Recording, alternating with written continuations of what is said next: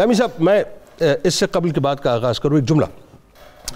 یہ کتنی خوش بختی اور خوش نصیبی کی بات ہے کہ جن کے لیے اللہ تعالیٰ نے کائنات کو بنایا، اور ظاہر ہے جن کی آل جو ہے وہ اتھارٹی ہے اس پوری کائنات کی، اور جن کی آل ہی کے صدقے ظاہر ہے گناہگاروں کی بخشش ہے، ان کا تذکرہ پاک یقیناً دنیا میں بھی اور آخرت میں بھی ہمارے لیے نجات کا باعث ہے.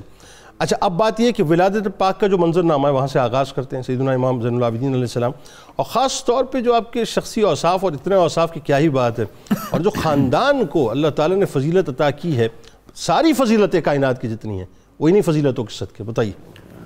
بسم اللہ الرحمن الرحیم.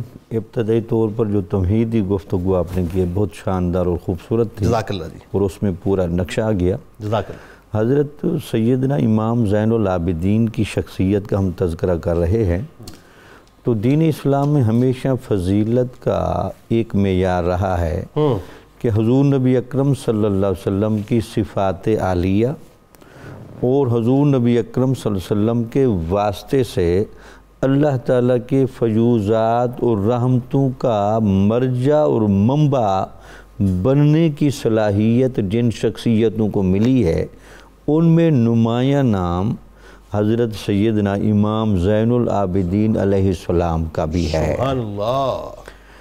دیکھیں ان کی خاندانی فضیلتوں میں کیا کچھ جمع نہیں ہوا.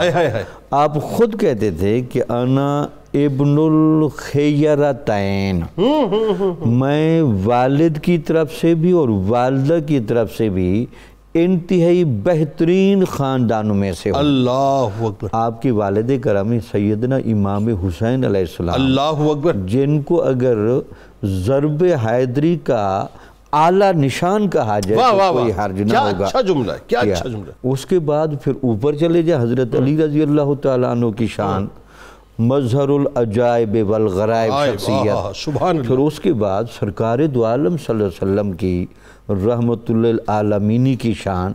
تو یہ ساری فضیلتیں آپ کو ملیں.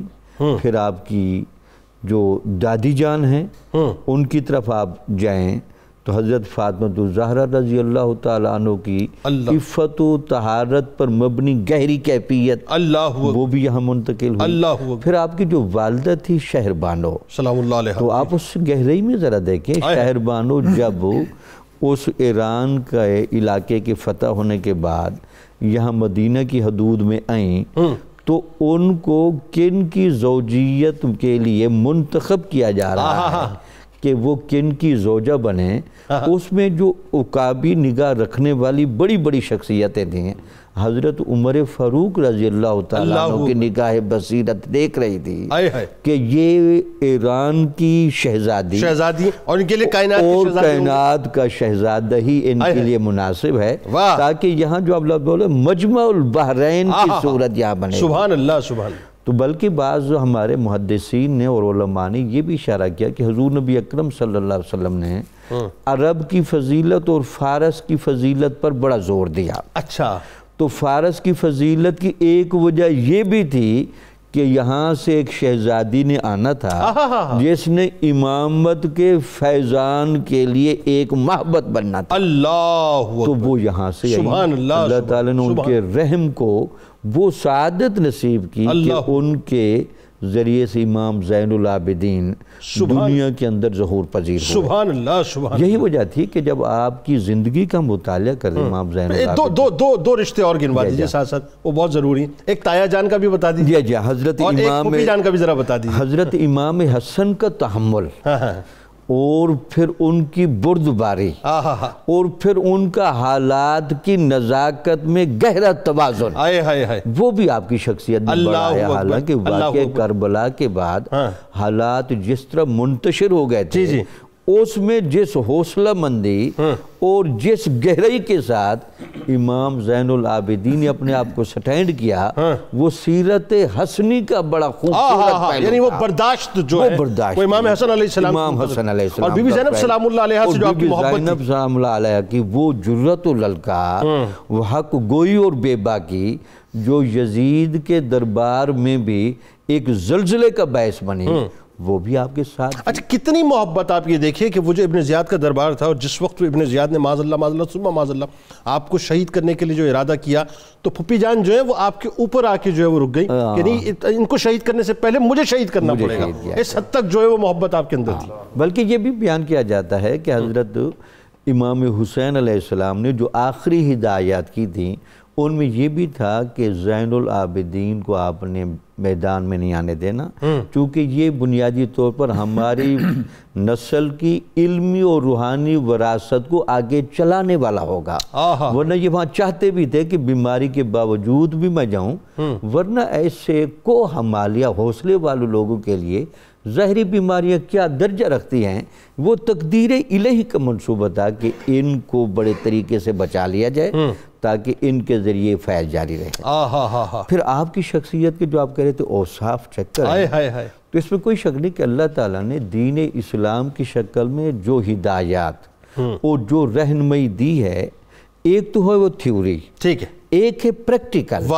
اس کا اگر آپ نے پریکٹیکل دیکھنا ہو تو یہی تو وجہ تھی کہ ان شخصیات کو حضور نبی اکرم صلی اللہ علیہ وسلم نے سنت کا عین عکس قرار دیا. واہ یعنی چلتا پھرتا سراپا دین امام زین العابدین. امام زین العابدین.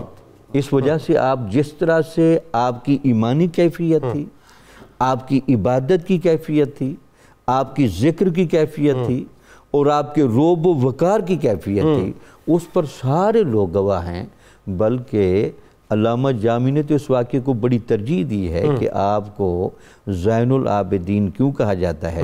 ایک دفعہ شیطان کو یہ شرارت سوجھی کہ میں حضرت امام زین العابدین کی تہجد کے خشوع و خضوع کو چیک کروں. غلط جگہ چلا گیا تھا وہ سانپ بن کر آیا اور آ کر آپ کے انگوٹھے کو پاؤں کے انگوٹھے کو اپنے منہ میں لے کر دبوچنے لگا اور آپ حالت تہجد میں تھے. اس نے اپنا سارا زور لگایا لیکن ادھر بھی اللہ کا شیر تھا جو عبادت الہی کی ایسی گہری کیفیت میں تھا وہ حیران رہ گیا. اس کے بعد جب آپ نماز سے فارغ ہوئے اچھا یہ کیوں نہ ہو دادا جان کا بھی تو یہ تھا نا کہ تیر لگے تو پھر وہ حالت نماز میں جو ہے وہ نکالا جائے کیونکہ نماز میں استغراق کتنا ہے. نماز میں استغراق نمازوں کا معاملہ پھر یہ تھا ان کی. یہی وجہ تھی پھر ان کو زین العابدین کے لقب سے یعنی عبادت گزار جہاں تک جا سکتے ہیں ان کے لیے مقصد و منزل کے طور پر جو چہرہ دکھایا جائے گا وہ امام زین العابدین.